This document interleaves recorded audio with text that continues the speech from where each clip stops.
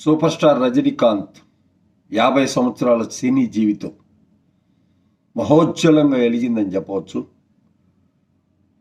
ముందు వారు విలన్గా ఏ పాత్ర అయినా చేసేదానికి సిద్ధమయ్యి చలనచిత్ర రంగానికి వచ్చాడు. వచ్చి నిరంతరంగా ఎక్కువ సక్సెస్లే ఉన్నాయి అతనికి. మామూలుగా చెప్పాలంటే ఫెయిల్యూర్స్ చాలా తక్కువ ఉంటాయి. తన స్టైల్తో తమిళనాడు ప్రజల్ని ఆకట్టుకున్నాడు. ఈరోజు దేశవ్యాప్తంగా ఉన్న ప్రజల్ని కూడా ఆకట్టుకుంటున్నాడని చెప్పవచ్చు.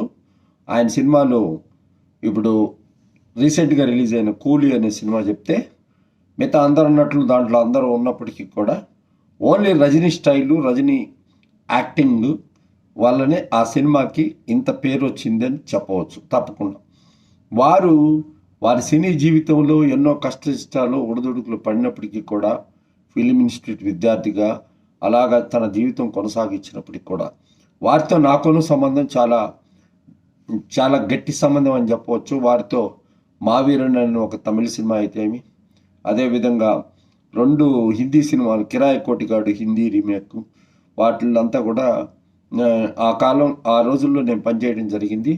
పనిచేసినప్పటికీ ఇప్పటికి కూడా నేను ఎప్పుడన్నా ఫోన్ చేసి వాళ్ళ పిఏకి ఫోన్ చేసి ఇట్లా కలవాలా అని అంటే ఖచ్చితంగా కలుస్తాడు. దాంట్లో ఏం లేదు, ఆయనకి గర్వం అనేది లేదు. రాజకీయం అంటారా, రాజకీయాల్లో రావాలని ఎందరో రాజకీయ నాయకులు కోరుకున్నారు. అటు అటల్ బిహారీ వాజ్పేయి గారు అయితేమి, అదేవిధంగా నరేంద్ర మోడీ అయితేమి, అదేవిధంగా మన పివి నరసింహరావు గారు అయితేమి, కాంగ్రెస్ తరఫున ఆయన తమిళనాడులో నుంచి రాజకీయంగా ఆయన్ని తీసుకొచ్చేదానికి అప్పుడంతా ప్రయత్నాలు చేశారు. ఆ ప్రయత్నాలు ఏమీ ఫలించలేదు. తనకు తెలుసు, తన అంతరాత్మకు తెలుసు తను రాజకీయాలకు పనికిరాను అని చెప్పేసి ఒక ఉద్దేశంతో ఏదో తనకు తెలిసిన ధర్మాన్ని తను పాటిస్తూ, సిద్ధాంతాలను పాటిస్తూ చలనచిత్ర రంగంలో ఈ 50 సంవత్సరాల జెండా ఇప్పుడు వరకు ఎగరేశాడు. ఇంకా కూడా ఇప్పటికి కూడా అతనిలో ఆ చావ చచ్చిపోలేదని చెప్పవచ్చు.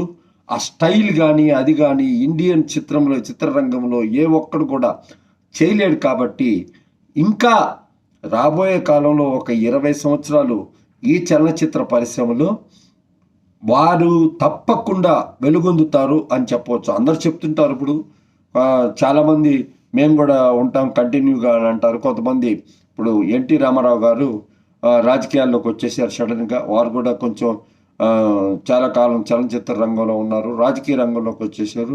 అక్కినేని నాగేశ్వరరావు గారు